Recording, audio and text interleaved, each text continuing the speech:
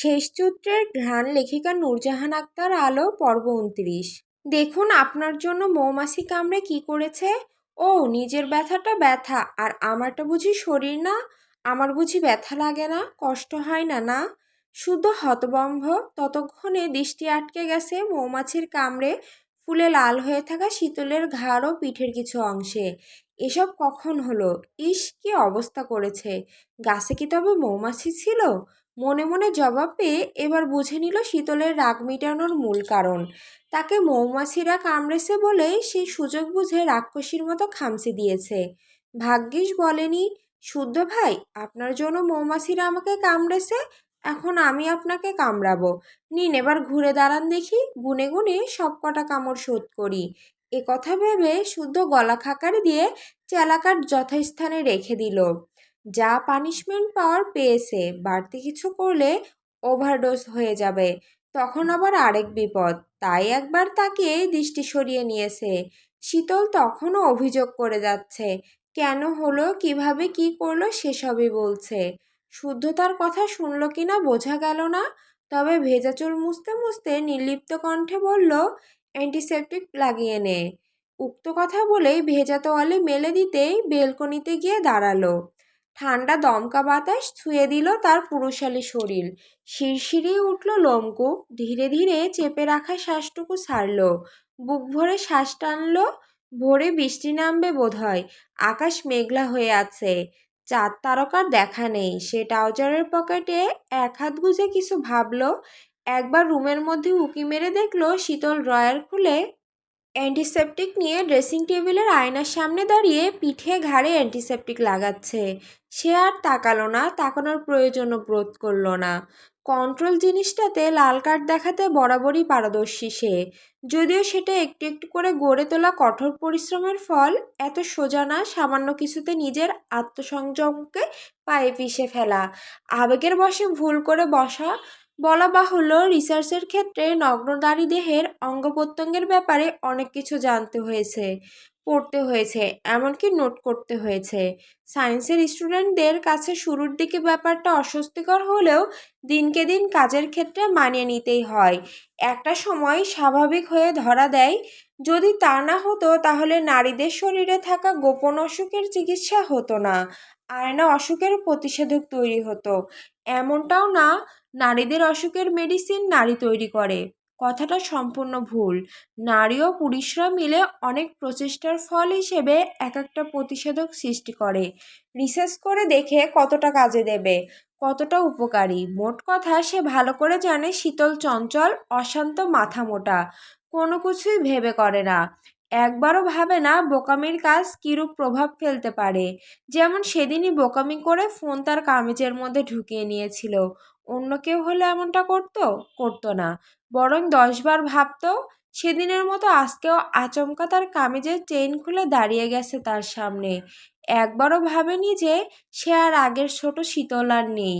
এখন হাতে পায়ে বেশ বড় হয়েছে, শরীরে পরিবর্তন ধরা দিয়েছে। এখন আর এসব বোকামি চলে না। কিন্তু মেয়েটা বুঝলে তো, এসব আবার সায়নের কাছে করে না। সে সায়নের কাছে সমস্ত গোপন কথা জমা রাখে। এমন সব গোপন কথা তাদের মুখে বোম পড়লেও কেউ বলবে না, আর না তাদের দেখে কেউ টের পাবে না। অথচ সে এত মারে বকে, তবু তার কাছে উদ্ভট কর্মকাণ্ডগুলো করে। যদিও এইসবে অভ্যস্ত হয়ে গেছে আজকাল, এজন্য বোধহয় অন্তর্বাসের কালো ফিতা দেখেও তেমন কিছু মনে হয়নি, হচ্ছে না, বরং স্বাভাবিক, সব স্বাভাবিক। এর কারণও হতে পারে কঠোর আত্মসংযম। তবে একদিন নির্দিষ্ট কারো প্রতি সমস্ত কন্ট্রোল হারাবে।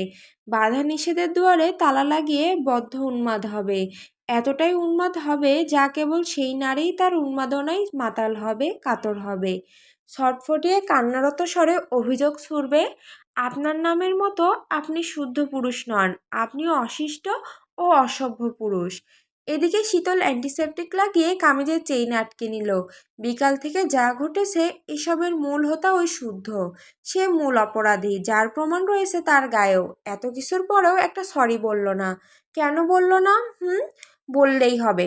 সে ভুল করলে তাকে ছাড়ে না, বরং চেলাকার দিয়ে মেরে আধমরা করে দেয়। আর সে ভুল করেছে অর্থাৎ তাকে সরি বলতেই হবে। না বললেই আগামীকাল এমন কিছু ঘটাবে তার জন্যই বিশুদ্ধ পুরুষই দায়ী থাকবে। এসব ভেবে গুটি গুটি পায়ে গিয়ে দাঁড়ালো বেলকনিতে। বেলকনির লাইট অবধি জ্বালায়নি পাষাণ মানব। ঘুটঘুটে অন্ধকারে দাঁড়িয়ে কোন রাজ্যের রাজ্যপাট চালাচ্ছে কে জানে। তার উপস্থিতি টের পেয়েও তাকালো না শুদ্ধ। পূর্বের ন্যায় একই ভঙ্গিমায় দাঁড়িয়ে আছে। তবে শীতল একটু পরপর ঘাড় ঘুরিয়ে তাকালো, গা ঘেঁষে দাঁড়ালো। ঘুটঘুটে অন্ধকার চারদিক, গাছগুলোকে দেখতে দানবের মতো লাগছে। যেন এই বুঝি মাথা তুলে হাওমাও করে তেড়ে ফুঁড়ে আসবে। আশপাশের কোথাও একটা পেঁচা ডাকছে, কি অদ্ভুত স্বর। সেই মুহূর্তে কারেন্ট চলে গেল, বাতাসের গতি বাড়ল। ঝড় উঠছে, চোখের পলকেই বড় বড় বৃষ্টির ফোঁটা আছড়ে পড়ল মাটির বুকে। শান্ত হতে লাগলো উত্তপ্ত মাটির বুক, ছড়ালো সোদা মাটির গন্ধ। শীতল আশপাশের গাছগাছালির দিকে তাকালো না, বরং একটু সরে গেল। ভয়ে মুখ চুপসে গেছে, কখন না জানি তেনাদের চোখে চোখ পড়ে যায়। আচ্ছা, যদি সত্যি সত্যি চোখে চোখ পড়ে যায় তাহলে কি করা উচিত? লাজুক মুখে হাসা উচিত নাকি ভয়ে জ্ঞান হারানো উচিত?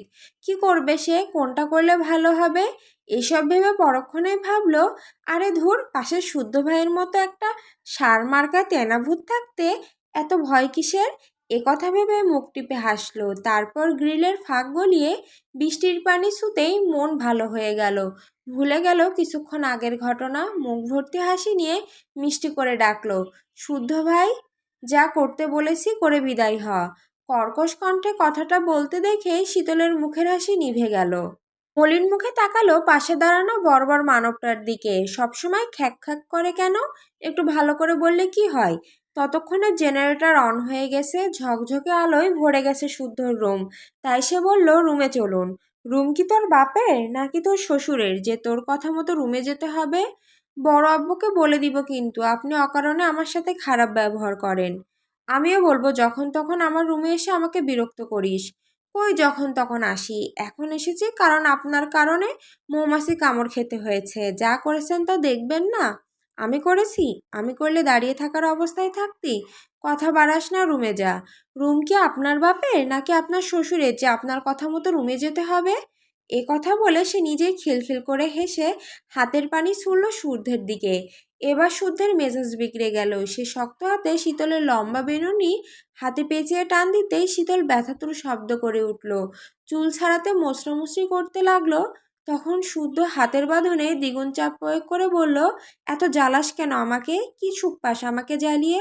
উফ, লাগছে শুদ্ধ ভাই, সারুন। আর জ্বালাবি? জ্বালাবো। কথা শুনে শুদ্ধের মুড আরও একটু শক্ত করতেই শীতলও মাগো করে কেঁদে উঠল। আর জ্বালাবে না বলে কথা দিল। তখন শুদ্ধ চুল ছাড়লো, ছাড়া পেয়ে মুখ ভেঙচি দিয়ে রুমে চলে গেল শীতল। একে একে ছড়ানো জামা কাপড়গুলো গুছিয়ে রাখলো। পূর্বের নাই সব পারফিউমের কোটাগুলো থরে থরে সাজালো। এবারের পারফিউমের বোতলগুলোর ডিজাইন অন্যরকম সুন্দর। সবগুলো বোতল কাচের অফ হোয়াইট কালার বিধায় লাইটের ঝলকানিতে চোখ ধাঁধিয়ে যাচ্ছে। সে সাজাতে সাজাতে প্রতিটা পারফিউম নিজের গায়ে স্প্রে করছে। সুগন্ধ শুকছে, সবকটা মিলিয়ে অদ্ভুত সুগন্ধ বের হচ্ছে শরীর থেকে। এসব করতে করতেই হঠাৎ স্মরণ হলো উপন্যাসের প্রিয় উক্তিটার কথাটা। বিড়বিড় করে একবার আওড়ে নিল, কাউকে জীবন্ত লাশ বানাতে চাও? তবে তার সর্বাঙ্গে তীব্র ভালোবাসার জীবাণু ছড়িয়ে দাও। রন্ধে রন্ধে তুমি নামক রোগ ছড়িয়ে দাও। তোমার নাম তার মন কুঠুরিতে খোদাই করতে বাধ্য করো। যদি করো দেখবে সে মরবে না, তবে ভালোও থাকবে না। প্রাপ্তি হিসেবে দেখবে পুরো মানুষটাই তোমার দখলে, তোমার আয়ত্তে। মনে মনে একথা আওড়ে সে উঁকি মেরে দেখলো শুদ্ধকে। দুই পকেটে হাত গুজে এখন ওভাবেই দাঁড়িয়ে আছে। অশান্ত পুরুষ শান্ত হওয়ার কারণ বুঝল না সে।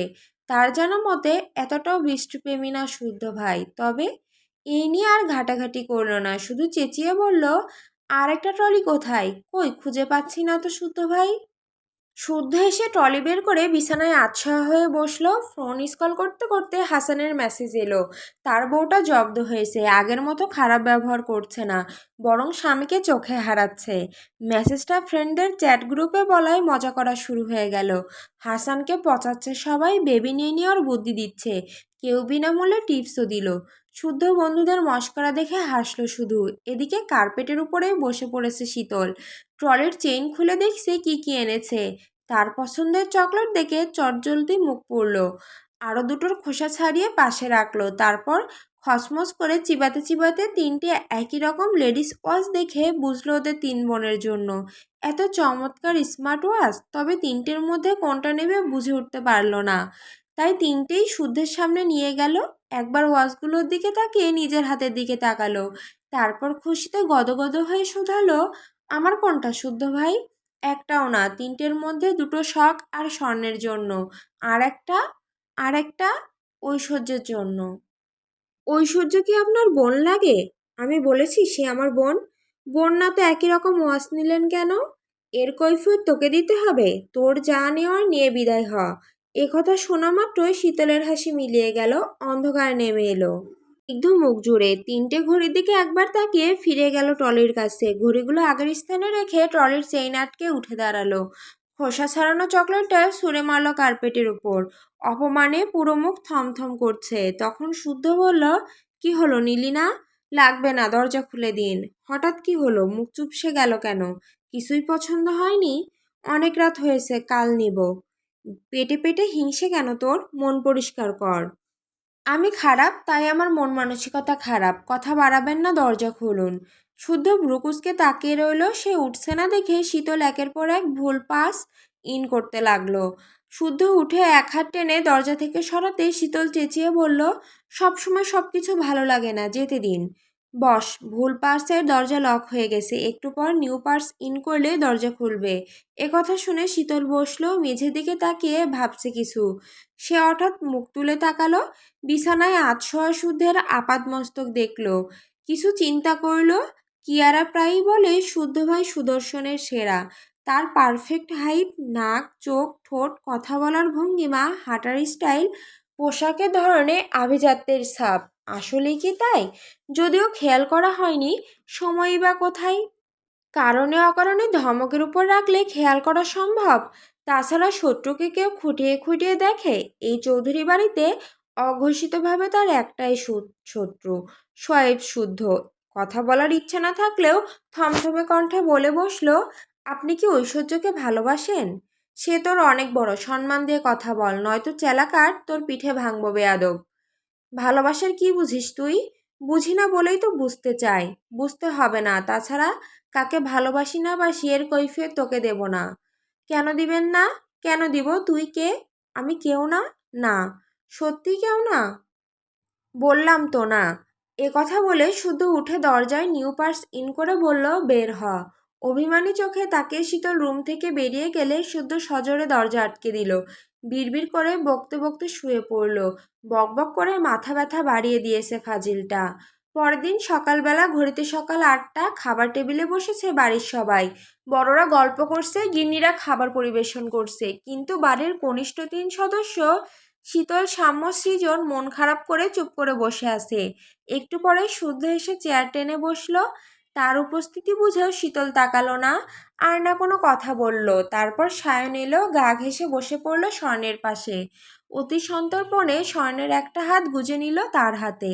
স্বর্ণ জানে হাত ছাড়ানো সম্ভব নয়, তাই অযথা বৃথা চেষ্টা করল না। বরং মুচড়ামুচড়ি করলে অন্যের নজরে পড়ার সম্ভাবনা আছে। সারাফাত চৌধুরী তখন শাওন চৌধুরীর সাথে জরুরি ব্যাপারে কথা বলায় ব্যস্ত। এদিকে এখনো খেয়াল করেননি, তবে সিতারার ইশারায় তাকালেন অভিমানে পূর্ণ 3টে মুখ পানে। গলা খাকারি দিলেন, তবুও তাকালো না ওনার বাগানে 3টে ফুটফুটে ফুল। বুঝলেন গুরুতর কিছু, তাই আদর দিয়ে ডাকলেন। প্রিয় বড় আব্বুর ডাক উপেক্ষা করার সাহস নেই কারো, তাই সাম্য টেবিলে থুতনি রেখে অভিমানী স্বরে জবাব দিল, আমরা বুঝে গেছি তুমি আমাদেরকে আর ভালোবাসো না বড় আব্বু। কথা কেন মনে হলো বাবা?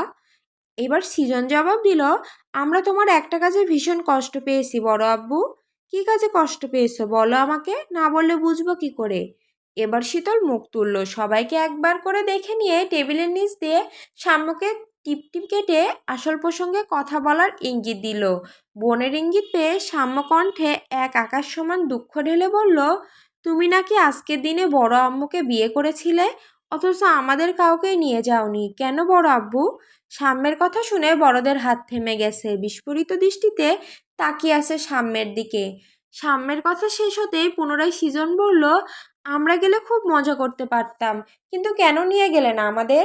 সাম্য সিজনের কথা শুনে সায়ন মিটিমিটি হাসতে হাসতে বাবার দিকে তাকালো।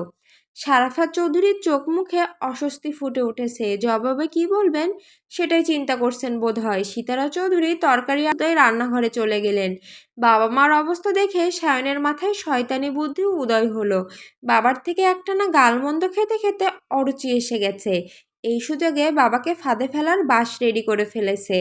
এদিকে সাম্য সিজন এখনও জবাবের আশায় সারাফত চৌধুরীর দিকে তাকিয়ে আছে। তাদের আরেকটু উস্কে দিতে সায়ন কিছু বলার আগেই শীতল মলিন মুখে বলল, আমরা ছোট বলে কেউ আমাদের গুরুত্ব দেয় না। এতদিন জানতাম বাড়ির কেউ ভালো না বাসলেও বড় আব্বু আমাদের ভালোবাসে, কিন্তু আজ জানলাম বড় আব্বু আমাদের না জানিয়ে বিয়ে করে নিয়েছে। আর কিছু বলার নাই। আহ, কষ্ট। এবার তাদের কথার সুর ধরে সায়নও হতাশার সুর ধরে বলল, তোরা ছোট, আমি তোদের সবার বড়, তাই আমাকে সাথে নেয়নি। আসলে এই পৃথিবীতে ভালোবাসা বলে কিচ্ছু নেই রে। থাক, কষ্ট পাস না। আমার বাপের বিয়েতে রোস্ট খেতে পাসনি তো কি হয়েছে বল? আমার বিয়েতে তোদের ডাবল রোস্ট খাওয়াবো। সৃজনের প্রতিবাদী স্বর, না, আমি বড় আব্বুর বিয়ের রোস্টই খাবো। সাম্যেরও একই কথা, আমিও। এদিকে সিরাজ সিমিন শখ সাওয়ান চৌধুরী পারছে না হেসে মেঝেতে গড়াগড়ি খেতে। দমফাটা হাসি চেপে রাখাও কত যে কষ্টের হাড়ে হাড়ে টের পারছেন ওনারা। ছেলের কথা শুনে সারাফাত চৌধুরী কপাল কুঁচকে তাকালেন। বেয়াদবটা কি বলছে এসব? কোথায় ছোট ভাই বোনদেরকে বুঝিয়ে সুঝিয়ে প্রসঙ্গ বাদ দিবে, তা না সে নিজেই আরও উস্কে দিচ্ছে। বড় আব্বুর বিয়েতে সায়ন ভাইয়াও ছিল না শুনে ছোটরা আরেক দফা হতাশ হলো, কষ্ট পেল। নাস্তার প্লেটও দূরে ঠেলে দিল, খাবে না তারা। মনের দুঃখে আজ সারাদিন না খেয়ে থাকবে। সারাফাত চৌধুরী কাতর চোখে সহধর্মিণীকে মুখ টিপে হাসতে দেখে হতাশ হলেন। এবার উপায় কিভাবে এদের বলবে উনি বিয়ে করেছিলেন বলেই সায়ন শুদ্ধ শখে পৃথিবীতে এসেছে। বিয়েটা জরুরি, কারণ বিয়ে না করলে তারা পৃথিবীর মুখ দেখত না। তিনি সিতারাকে ইশারা করলেন বাঁচিয়ে দিতে। বিনিময়ে যত খরচ করা লাগে করবেন, এছাড়া উপায় নেই। বাড়ির ছানাপোনারা আটঘাট বেঁধে নেমেছে, বুঝতে বাকি নেই। তবে ওনাদের কাউকে কিছু বলতে না দিয়ে শেষ বোমটা ফাটালো শুদ্ধ। সারাফাত চৌধুরীকে আরেক দফা বিস্ময়ের সাগরে চুবিয়ে ভাই বোনদের উদ্দেশ্যে বলল, কে কে বিয়েতে যাসনি কাউন্ট কর। শুদ্ধের কথা শুনে সবার আগে হাত তুলেছে সিরাত। আবেগে হাত তুলে বেচারি লজ্জায় মুখ কাচুমুচু করছে। ওনাকে লজ্জা থেকে বাঁচালো সায়ন। সে সিমিনকে হাত তুলতে ইশারা করলো। সিমিন হাত তুলে সায়নের দিকে তাকালো। সায়ন মাথা নাড়ালো, অর্থাৎ সেও যায়নি। তারপর শুদ্ধের দিকে তাকালো। শুদ্ধ তাকালো শখের দিকে। শখ তাকালো স্বর্ণের দিকে। স্বর্ণ ঘাড় ঘুরিয়ে তাকালো শীতলের দিকে। শীতল তাকালো সাম্যের দিকে। আর সাম্য তাকালো সৃজনের দিকে। সৃজন তাকালো পাশের ফাঁকা চেয়ারে। কেউ নেই দেখে তাকালো বড় আব্বুর দিকে। এবার ওনার মুখ দেখার মতো হয়েছে।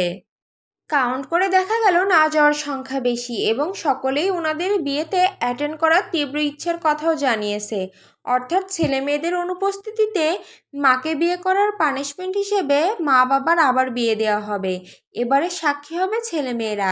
একথা শুনে সারাফাত চৌধুরী নাকচ করে গুরুগম্ভীর সুরে বললেন, পাগল হলে তোমরা? ছেলে মানুষই বাদ দাও, অন্য কিছু ভাবো। একথা শুনে শুদ্ধ গ্লাসে পানি ঢালতে ঢালতে জবাব দিল, সাম্য সৃজন, তোরা তাহলে জেনে নে কেন আমাদেরকে বিয়ের আনন্দ থেকে বঞ্চিত করা হয়েছিল। না বলা অবধি ছাড়বি না। অন্যায় করেছে, কেন করেছে এর জবাব দিতেই হবে। আরেক ফাজিলের কথায় সারাফাত চৌধুরীর মনে হলো দেওয়ালে মাথা ঠুকতে। এতদিন খাইয়ে পড়িয়ে এক একটা বাঁশ তৈরি করেছেন, এখন কারণে অকারণে সেই বাঁশ নিজেকেই হজম করতে হচ্ছে। সীতারা সে কখন লজ্জা থেকে বাঁচতে রান্নাঘরে চলে গেছেন, আর বেরি হননি। ছেলে মেয়েদের সাথে না পেরে সারাফাত চৌধুরীকে রাজি হতেই হলো। উনি কোনো মতে নাস্তা সেরে উঠতেই সায়ন বলল, বাবা, একটা রিসোর্ট বুক করে ফেলি, সেখানে বিয়ে বাসরের ব্যবস্থাও থাকে। আহাম্মক কোথাকার। একথা বলে উনি দ্রুত পায়ে স্থান ত্যাগ করলেন। তবে যেতে যেতে ঠিকই শুনলেন অট্টহাসির শব্দ। বাবাকে তড়িঘড়ি যেতে দেখে সায়ন সকলের দিকে তাকিয়ে বলল, বাবাকে বাস দেওয়ার বুদ্ধিটা কার মাথা থেকে বেরিয়েছে? হাত তোল, সে গিফট পাবে। একথা শুনে শীতল গদগদ হেসে এক হাত তুলল। ভোর রাতে তার স্মরণ হয়েছে আজ বড় আব্বু ও বড় বড় মায়ের বিবাহবার্ষিকী। কোনো বাড়ি জাঁকজমকভাবে কিছু করা হয় না, কারণ সারাফাত চৌধুরী পছন্দ করে না। এজন্য সেই সাম্য আর সিজনের মাথায় একথা ঢুকিয়েছে যে তাদের বড় আব্বু তাদের ভালোবাসে না। ভালোবাসলে কেন ওনাদের বিয়েতে নিয়ে গেল না? ব্যাস বাকিটা ইতিহাস। আজ রাতে সেহরি খেয়ে কালকে থেকে রোজা, তাই আজ দুপুরে বিয়ের কাজ সারা হবে। বাড়িতে বিয়ে বিধায় আনন্দের সীমা নেই। তবে বিয়ের খাওয়া দাওয়া হবে রিসোর্টে। ইতিমধ্যেই 3 ঘন্টার জন্য রিসোর্ট বুকিং করেছে সায়ন। তারই এক বন্ধু রিসোর্ট বলা হয়েছে। 3 ঘন্টার মধ্যে কাজ সারতে হবে, সন্ধ্যায় আবার আরেকজনের গায়ে হলুদের অনুষ্ঠান হবে। তবে বাড়িতে এত আনন্দ দেখে শীতল খুশিতে ডগমগ হয়ে কল করলো শাহাদাত চৌধুরীকে। হাসতে হাসতে জানালো পুরো ঘটনা। তারপর কথার মাঝে থেমে গিয়ে ধীরে ধীরে বলল, তুমি আসবে না বাবা? না মা, তোমরা মজা করো। কাউকে বলে দেখো না বাবা, কয়েক ঘন্টার জন্য হলেও এসো। তোমরা মজা করো মা, আমি দূরে থেকেও তোমাদের সাথে আছি। বিশেষ দিনগুলোয় তোমাকে কাছে পাই না কেন বাবা? মাঝে মাঝে খুব রাগ হয় তোমার চাকরির প্রতি, দায়িত্বের প্রতি। এই দায়িত্ব দায়িত্ব করে আমাদেরকে সময় দাও না তুমি। শাহাদাত চৌধুরী মেয়ের ছলছল চোখ দেখে নিঃশব্দে হাসলেন। এই নতুন কিছু না, বিশেষ দিনগুলোয় বাবাকে কাছে না পেলে মেয়েটা এভাবেই অভিযোগ করে বসে। স্বর্ণ বুঝদার, শীতলের মতো যখন তখন আবদার জুড়ে বসে না। তবে মাঝে মাঝে তার চোখ জোড়াও বলে, ও বাবা এসো। কিন্তু আবেগে পড়ে দায়িত্বের অবহেলা কখনো করেননি, করবেনও না। এতে মৃত্যু সই। বাবা আসবে না জেনে শীতল মুখ ভার করে ফোনটা তার মায়ের হাতে ধরিয়ে দিয়ে চলে গেল। সারাদিন বিয়ের ঝামেলা শেষে ক্লান্ত দেহে বাসায় ফিরেছে সবাই। শুদ্ধের সাথে সায়নের কিছু একটা নিয়ে খুব কথা কাটাকাটি হয়েছে। তবে সায়ন ভাইয়ের কথাই হেসেছে। হাসতে হাসতে গড়াগড়ি খাওয়ার অবস্থা তার। ভাইকে হাসতে দেখে শুদ্ধ রাগে যেতে সবার আগে রিসোর্ট থেকে বাসায় এসে ফ্রেশ হতে ওয়াশরুমে ঢুকেছে। শাওয়ারের নিচে দাঁড়িয়েও রাগে গা কাঁপছে। এর কারণও শীতল, শব্দ ওই বেয়াদবটার। আজ সারাদিন তাকে জ্বালিয়ে মেরেছে, আর এসব ভুলভাল কাজে ওকে উস্কে দিয়েছে সায়ন। ভালোবাসার জীবাণু টিবাণু বলে আজাইরা সব যুক্তি দিয়ে ব্রেন ওয়াশ করেছে গাধীটার। কদিন ধরেই হচ্ছে এসব। মাথা মোটা গাধীটাও সেসব ব্রেনে ঢুকিয়ে তাকে জ্বালাচ্ছে। যখনই শীতলের দিকে তাকিয়েছে তখনই দেখে শীতল আগে থেকেই তার দিকে তাকিয়ে আছে। মানে হয় এসবের। সে সময় নিয়ে শাওয়ার নিয়ে বের হতে দেখে শীতল বিছানায় বসে আছে, পরনে অনিয়ন কালারের শাড়ি, খোলা চুল, কপালে ছোট্ট একটা কালো টিপ। দুপুর থেকে মাথায় হিজাব পরা থাকলেও এখন এলো চুল। ওকে দেখে শুদ্ধ খাটের নিচে থাকা চেলাকাঠটা নিয়ে একবারই বসিয়ে দিল শীতলের বাহুতে। শীতল উফমা বলে কোকিয়ে উঠল। অন্য সময় হলে হাউমাউ করে কেঁদে উঠত, কিন্তু এখন কাদা তো দূর, বসা থেকে উঠে দাঁড়িয়ে তারই পায়ের পাতার উপর উঠে দাঁড়িয়েছে। চোখে ভয়ের লেশমাত্র নেই। শীতলের পাগলামি দেখে স্থির হয়ে দাঁড়িয়ে আছে শুদ্ধ। কেবল শাওয়ার নিয়েছে, তারপরও দরদরিয়ে ঘামছে সে। কানের পাশ দিয়ে গড়িয়ে যাচ্ছে সরু চিকন ঘাম। তার পায়ের পাতার উপর দাঁড়ানো শীতলকে বড্ড বেশি অচেনা লাগছে। চোখে অন্যরকম চাহনি, ঠোঁটে যেন সর্বনাশা কিছুর ইঙ্গিত। তবে সে কিছুতেই এসবে প্রশ্রয় দেবে না। তাই শীতলকে সজোরে ধাক্কা দেওয়ার আগেই শীতল শুদ্ধের কাঁধ শক্ত করে আঁকড়ে ধরল। অতঃপর কিছু বুঝে ওঠার আগেই শুদ্ধের কানের 2 ইঞ্চি নিচে নরম মাংসে চুমু এঁকে বসল। হঠাৎই নরম ওষ্ঠ ছোঁয়ায় কেঁপে উঠল শুদ্ধের সর্বাঙ্গ। চোখে মুখে স্তম্ভিত ভাব।